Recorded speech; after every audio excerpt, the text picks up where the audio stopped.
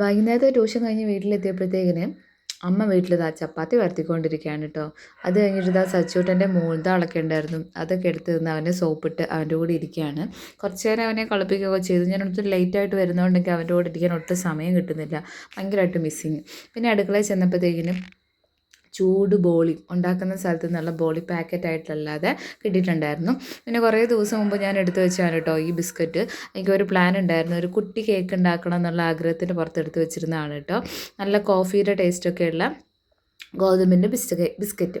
അപ്പം നമുക്ക് അതിന് വേണ്ടിയിട്ട് ഒരു സിബ് ലോക്ക് കവറിനകത്തേക്ക് ഇട്ടിട്ട് ഒന്നായിട്ട് പൊടിച്ചെടുക്കേണ്ട, ജസ്റ്റ് ഒന്ന് എന്താ പറയുക, ഒന്ന് ക്രഷ് ചെയ്താൽ മതിയായിരുന്നു. പക്ഷേ എൻ്റെ പൊടിയുടെ കൂടുതലുള്ളത് കൊണ്ട് ഞാനത് പൊടിച്ച് എടുത്തു. പിന്നെ അടുത്തത് അതിൻ്റെ ഇടയിൽ ഞാൻ ഭക്ഷണം കഴിക്കട്ടെ, എനിക്ക് നല്ല വിശപ്പുണ്ട്, ദോശയും കടലക്കറിയും ചായയല്ല കോഫിയും കൂടെ കുടിച്ചപ്പോൾ ഇതാണ് ഇച്ചിരി ഒന്ന് ആശ്വാസമായത് കേട്ടോ. അപ്പോഴത്തേക്കിന് ഈ ചപ്പാത്തി ഉണ്ടാക്കുന്നത് നേരത്തെ കണ്ടായിരുന്നല്ലോ, അപ്പോൾ അതിനകത്ത് ഒരു പീസ് സച്ചുവിൻ്റെ കൊടുത്തപ്പോൾ അതിൻ്റെ ബാക്കി ഭാഗങ്ങളാണ് കേട്ടോ ആ മാറ്റേ കിടക്കുന്നത്.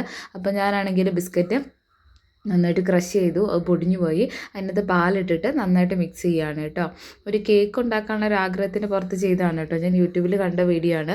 അത് വേറെ ബിസ്ക്കറ്റാണ്, ഇത് വേറെ ബിസ്ക്കറ്റാണ്. പക്ഷേ എനിക്ക് ഇത് വെച്ച് ഉണ്ടാക്കാനാണ് താല്പര്യം. അപ്പോൾ നമുക്ക് ആവിയിലൊന്ന് എന്ത് ചെയ്യാം, ഒന്ന് സ്റ്റീം ചെയ്തെടുക്കാം. അപ്പോൾ നല്ല ചൂടുണ്ട്, തണുക്കാനുള്ള ഒരു സാവകാശവും അല്ലെങ്കിൽ ഒന്ന് തണുത്ത് കിട്ടാനുള്ള ഒരു എന്താ പറയുക ഇതൊന്നും എനിക്കില്ല. പിന്നെ ഞാനൊരു മറ്റേ മിൽക്കി ബാറാണ് വാങ്ങിച്ചിട്ടുണ്ടായിരുന്നത്. അപ്പോൾ അതൊന്ന് ചൂടുവെള്ളത്തിനകത്ത് ഇട്ടിട്ട് ഒന്ന് മെൽറ്റാക്കി എടുത്തിട്ടുണ്ട്. അപ്പോൾ അതിൻ്റെ മുകളിൽ നന്നായിട്ടിങ്ങനെ സ്ക്യൂസ് ചെയ്ത് ഒഴിക്കുന്നത് നല്ലൊരു എന്താ പറയുക സാറ്റിസ്ഫാക്ഷൻ ഫീലായിരുന്നു കേട്ടോ ഇതിങ്ങനെ ഒഴിക്കുന്ന സമയത്ത്. കാരണം ഇത് നന്നായിട്ട് ഫ്ലോ ചെയ്യുന്നുണ്ടായിരുന്നു.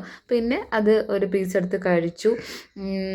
നല്ല കട്ടിയായിട്ടുണ്ടായിരുന്നു കേട്ടോ, ആ ഒരു സോഫ്റ്റ്നെസ് ഒക്കെ അങ്ങ് പോയിട്ടുണ്ടായിരുന്നു.